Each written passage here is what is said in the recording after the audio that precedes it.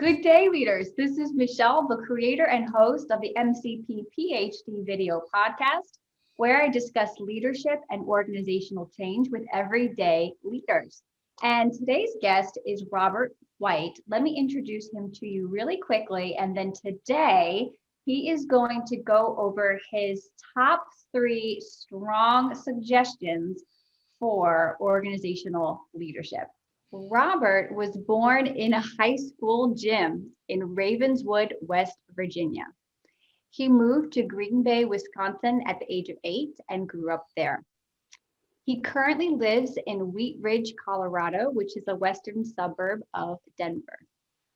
He is the founder and owner of Extraordinary People, LLC, where he wears the title of Transformational Architect. He has founded and led 2 training industry success stories, Lifespring Incorporated and ARC International, with over 1.3 million graduates of high impact experiential leadership training. Great to have you here, Robert. It's a pleasure to be with you, Michelle. All right, let's dive right in, Robert. I'm ready. You have 3 strong suggestions for leaders watching. What is your first tip for leaders today? To pay an incredible amount of attention to focus. I've interviewed CEOs, many of them, and I will ask them, how about your top team? Are they focused? Are they clear? Are they really what you feel like the company should be up to and the organization? Are they clear on it and are they focused on it? And they always say yes, 100% of the time. Then you go out and interview the top team, the top 7 or 10 or 15 or 20, and you get 7 or 10 or 15 or 20 different answers. So what leaders tend to do is to believe their own story.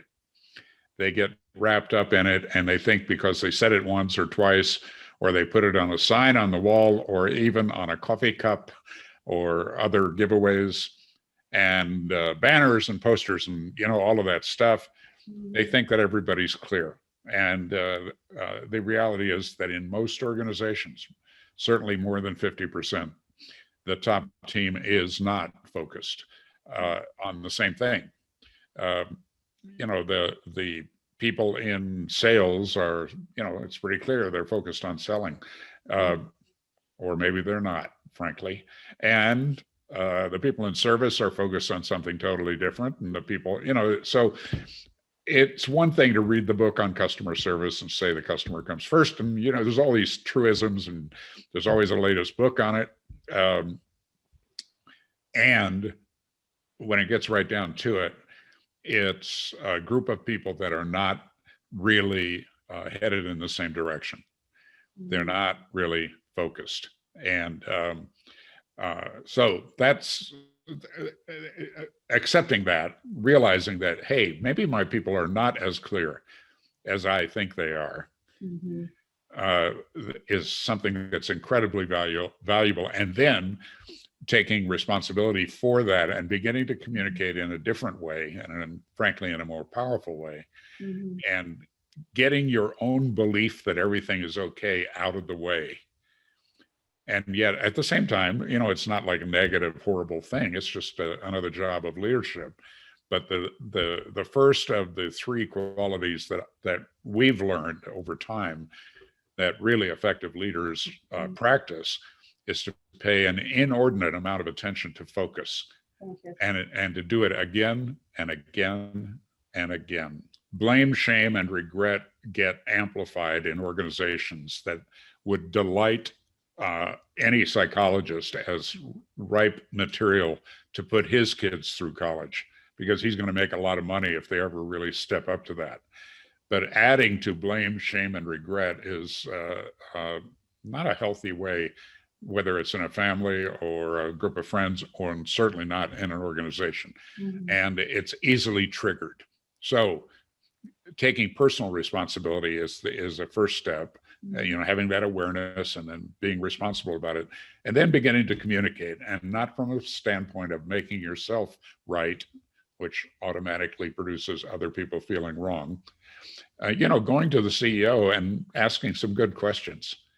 And one of the things you learn, and I know you do this kind of work also, in coaching executives, it's not what I say or my opinion. They know more about their business than I will ever know. It's asking the right question to get them to look at perhaps a different way of looking at an issue, at what's keeping them up at night. Mm-hmm. If you can act as a coach in a way from whatever position you are in the company, and learn to ask good questions that guide people toward them getting an awareness and taking responsibility. Going to key people in other departments, the famous silo style of management is so 1950s or 60s, right. And yet it's still practiced. I mean, I run into it regularly. And getting people to talk to each other about what are we up to here? They know something about their subject matter, their area of expertise. They know something other people don't know, therefore they get promoted. I mean, that's kind of how it works. And yet when you get into a leadership role up near the top, your job reverses 180 degrees, because now your job is to share information. Right. And the fear of having somebody know more than you do or show you up and all that, it just gets in the way of high performance. And I mean, you can still do the job kind of and get your paycheck and be safe, but the risk is to put yourself out there, to have an awareness when focus isn't there, and do something about it, and do something that's effective, not something that creates discord or a lack of performance and people withdrawing from you. And there are ways to do that. And good questions of your boss, good questions of the people around you, getting one of those 360 instruments done really professionally, so that people really feel like they can be honest with you, and that you're willing to take some feedback and really look at it, not from a standpoint of being wrong, not from a standpoint of there's something wrong with me, or but rather from, hey, and it is a cliche, but it's not failure, it is a learning opportunity. Anybody who thinks their education up until now is adequate is not paying attention to the environment, because the rate and pace of change is staggering today.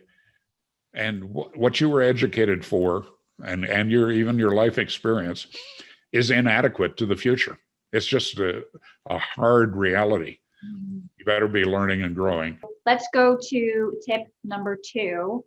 So the first tip is focus. What's the second strong suggestion to leaders watching for organizational leadership? The second one is alignment, that the leader pays, again, an inordinate amount of attention to alignment. And the automatic question, of course, is aligned to what? Because alignment assumes that there's something to align to. And what we have learned is that alignment has to be to the purpose, vision, values, and strategic intent of the company. And again, those are just words that can, kind of flow out of my mouth because I've used them a lot. But first of all, purpose. What is the unique reason that your organization exists? And what is unique about it? What is unique about Amazon? A lot of people that read the business press can actually answer that question, right? And but there are a lot of other companies where you go, well, what is unique about them? They're just kind of a me too, follow along commodity kind of organization, and they don't generate excitement. So do the people in your company know why you exist and what is unique about you? The story that I sometimes use about that is, if one of your people is out on the road and they're staying at, yet another hotel, and they decide, and they're alone, and their family's miles and miles away, and they decide to go to the bar and have a drink. And the guy or woman at the bar next to him says, "What do you do?" what is the level of energy that accompanies whatever your answer is? Right. Are you excited about what your company does? Is it unique? Is it something that is a unique contribution to the customer, to society, to that kind of bigger environment that we're all paying attention to today? And then are they aligned to that purpose, to the vision, to the bigger picture of what you're up to, and the values of the company? Now, the one that, we could do another 2 hours on easily is the values piece. Certainly. Because a lot of people have this stuff on their wall, right? It's some kind of values statement. True in most organizations, it is sloganeering and coffee cups and pens and, all kinds of stuff like that. Right. And banners on the wall, and they're not living it. So alignment to the purpose, vision, values, and strategic intent of the company is crucial. Oh, absolutely. And especially with young people today, they are checking, they're checking culture. The really talented ones, the ones that could work anywhere and everybody wants to hire them, they're checking for cultural fit before they go someplace. So if you want to hire the best and the brightest today, I'm not an expert about recruiting, but I know that they are looking at your culture. And whether that culture is one that's alive and energetic and focused and aligned, quite frankly. And you see the connection between the two, right? Between focus and alignment, because that's another place to be aligned. Alignment is simple and not easy. And the most commented sentence from my book, life is simple. It's just not easy. So then what is the third tip, Robert, that you'd like to share with leaders today? The third one is that if you get it, you don't need the first two, and it's commitment. It's commitment.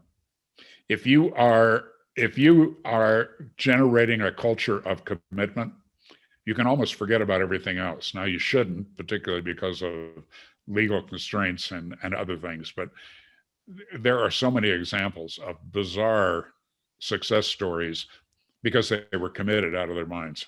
They were unreasonable in their commitment.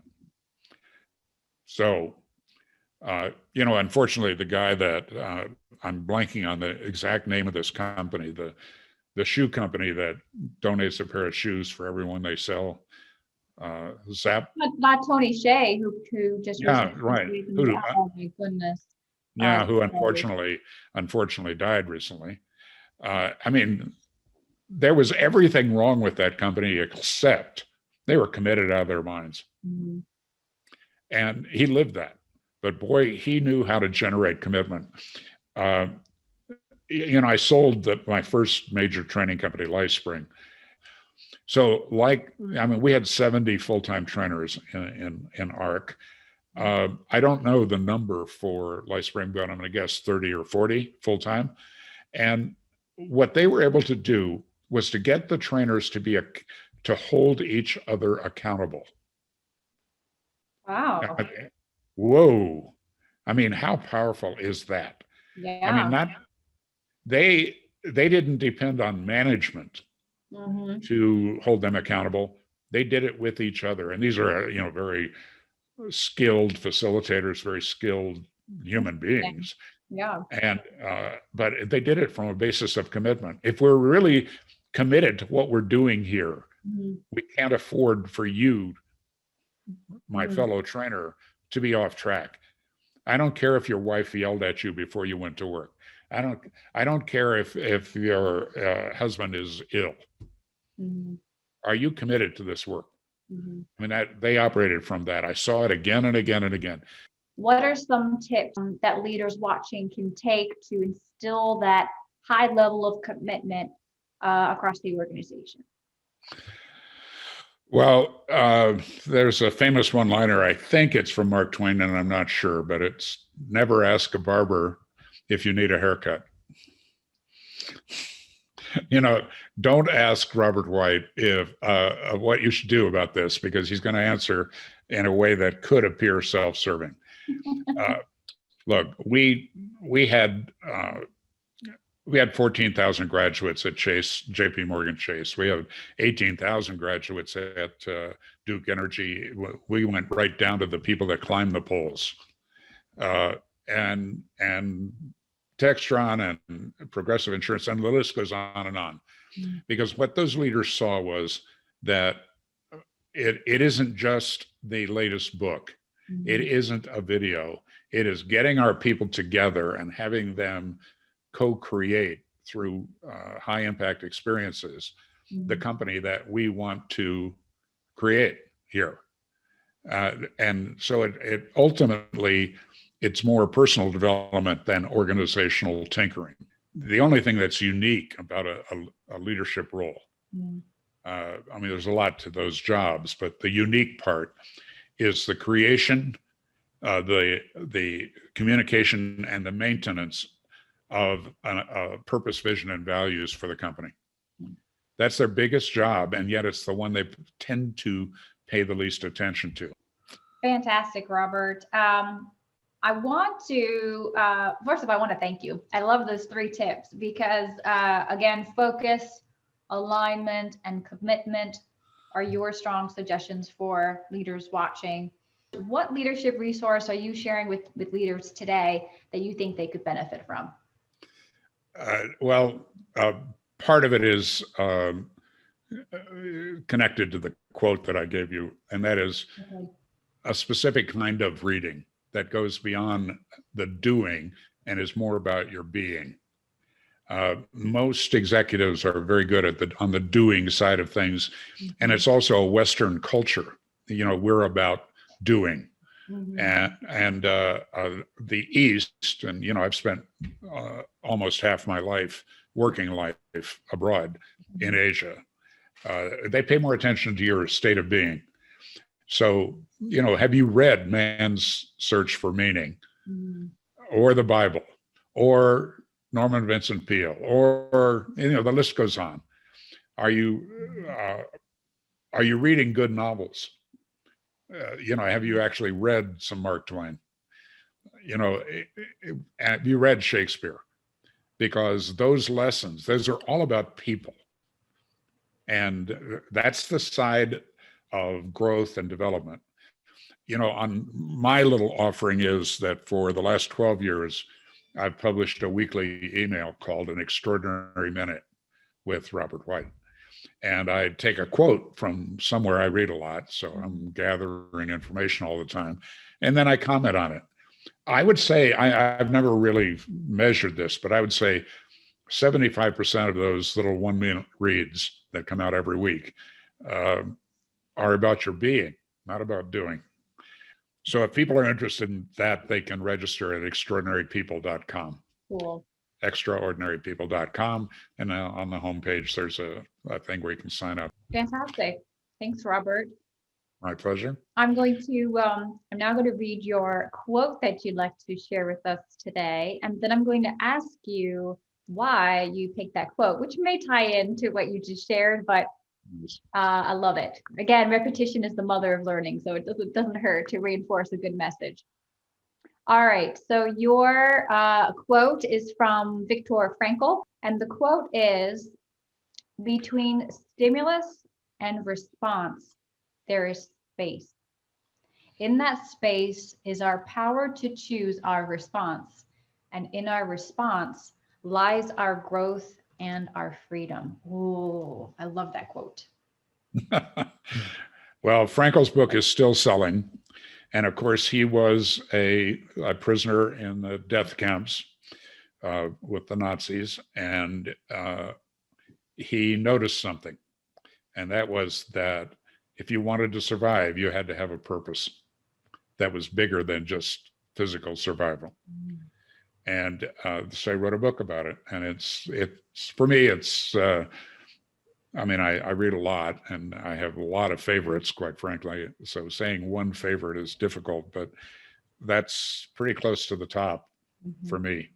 Cool. And before you leave us, I think it'd be really valuable to leaders watching to, I was remiss in the beginning of our talk. I wanted to ask you about your experiences in Asia with your companies, kind of dive into that a little bit more. I know that you just completed a 6-year stint in China, but you were there previously. So if you could just leave us with a little bit more information about you and your experiences with that. Well, it's a long story, which I'm going to try to say quickly. All right, fair enough. Look, I was a 27-year-old. My friend John Denver wrote a song called Sweet Surrender, where one of the verses is lost and alone on a forgotten highway. Traveled by many. And that was you at 27 years old. That was me. My life was a mess. I had daily chest pain. I was told I wouldn't live past 35. I had already experienced a divorce, felt very guilty about it, and it was failing in business. And a dear friend who died recently, enrolled me into one of the early human potential movement trainings as a student. I went there with arms crossed, eyes crossed, legs crossed, negative, cynical, and walked out. And it's a cliche. I walked out, my life had changed. The way I looked at life had changed. And that following year, I tripled my income. The year after that, it went up 10 times.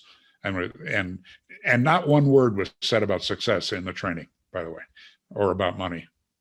But when I got out of the way, I started doing really well with my little sales company. Mm-hmm. And that led to that company, which is called Mind Dynamics, hearing about me because I put 400 people in the training. I was in a position where I was working with large numbers of people, salespeople. Mm-hmm. And I told them, go to this training, you'll do better. And it was easier for me to work with them. So it was selfish in a way. I knew nothing about Mind Dynamics except the training worked. I didn't understand how it worked or why it worked. I just knew it was good. I sent people to it. And so they knew about me. I never thought about that. I mean, I literally knew nothing about the company. I didn't know who founded it. I didn't know who ran it, nothing. I had instructors. I knew about the local instructors. And one day the founder called me, and 10 days later, I was president of Mind Dynamics. I took a 70% pay cut and moved to California from New York. And for 4 years, I worked for someone else.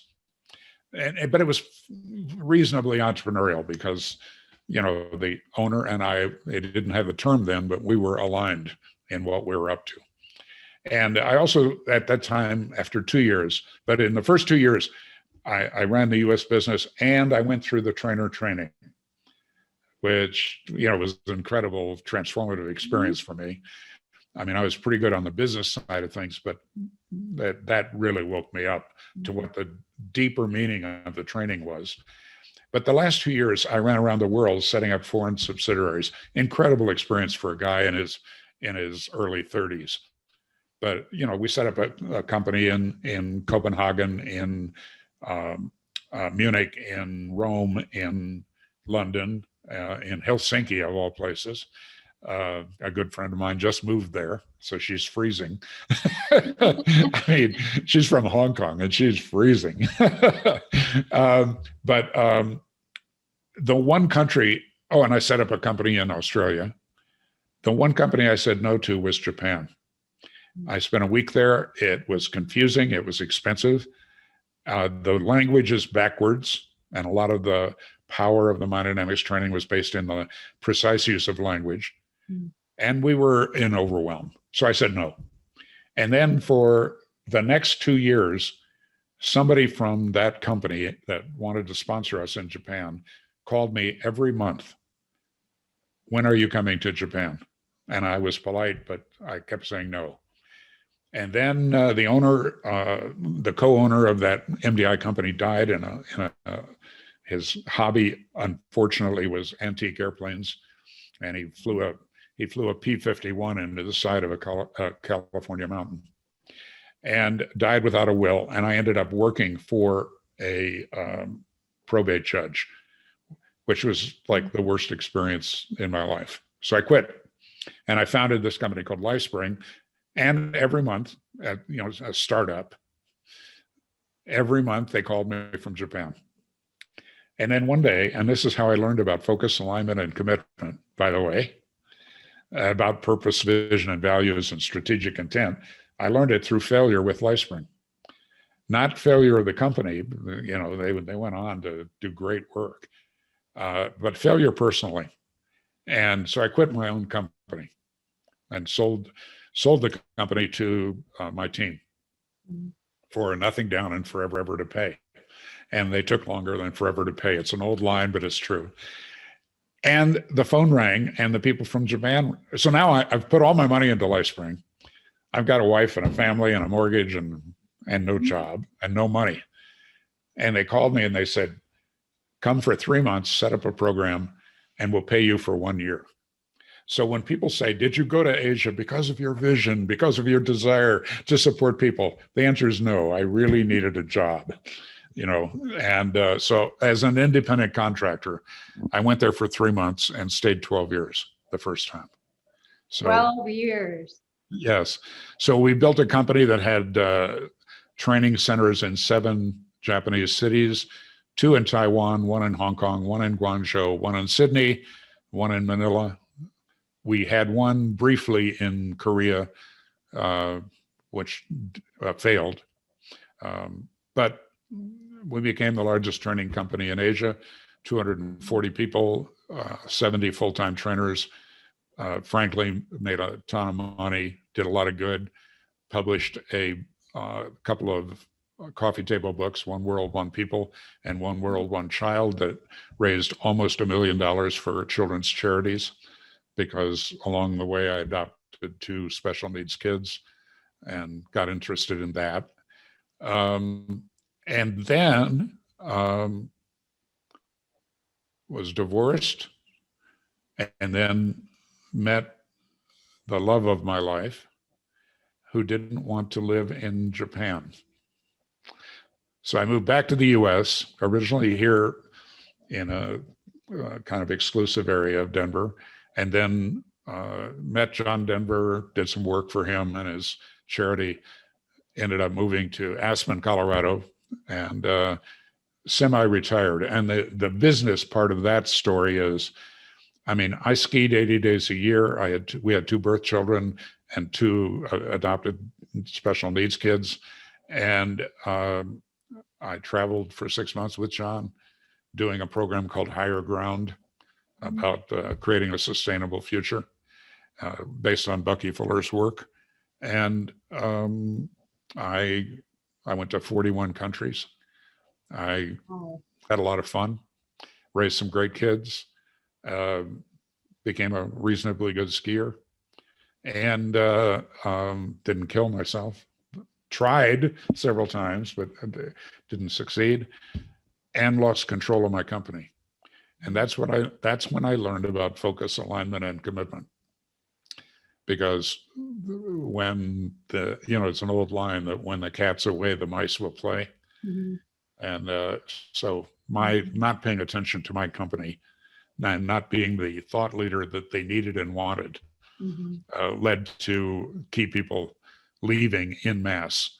Mm-hmm. So I lost $30 million and had to sell my jet and sold the big house in Aspen and went back to work. And then I never saw myself as a trainer, even though I did all of the trainings in the early days, because that's what you do in a startup. Mm-hmm. But I didn't get that pleasure in being in front of the room that my trainers did. I'm a severe introvert on all the tests, and I can observe myself and know that I am. And then 7 years ago, one of my former trainers called me and you could tell he was just desperate. He said he had been doing trainings in Kazakhstan and he had been blackballed. He couldn't get in. He couldn't get a visa. Okay. And would I please go to Kazakhstan because there's 80 people waiting? And I thought, I don't even know where it is. I had to go on Google Maps and find it. And I just thought, well, that's interesting. I'll go do that. But I didn't see myself as a trainer. And in our industry, a lot of it's based on upgrade. if they do your first training, which is very low priced, Oh, I see. will Yes. they sign up for the big one? And we had 17 years of numbers with ARC, and it was 53% upgrade average. If somebody did better than that, they got vacations and dinners out with their wife or their husband. If they did less than, say, 45, they got coached. If they did less than 40, they got, we called it put on the bench, Right. until they got better. Sure. And I did 90% in that training. And so I'm sitting on the airplane. I don't drink on airplanes, and I don't drink very much anyway, but I don't drink on airplanes. I had a glass of champagne. I was flying to Frankfurt, and I took a deep breath, and I thought, like, what in the hell just happened? Because it just blew up my belief system about what's possible in working with people. And what I realized is that with all these things that had happened to me, I grew. I actually became a better person, and that better person showed up in that room, and people wanted what I had to offer. And for me, like, my book is not about me. It's called Living an Extraordinary Life. It's not about my life. One chapter is about me, even though I don't confess it in the book. And that chapter is called I Am Not Enough. Mm-hmm. So that's that. I mean, we can put me on the couch, with the therapist and go through why I felt like I was not enough. But it was a big common belief, by the way, that you're certainly. Yeah, that's right. We all to some extent, and many to a large extent. Yeah, absolutely. Yes. And we actually identify it in the book as the most common belief. And I accomplished a lot out of that belief, because I had said to myself, I will not be poor again. I will not be abused. I'll show them. Mm-hmm. So a lot of what I did was I'll show them. Mm-hmm. Well, that's a good motivator in a lot of ways. However, it does not include joy and satisfaction.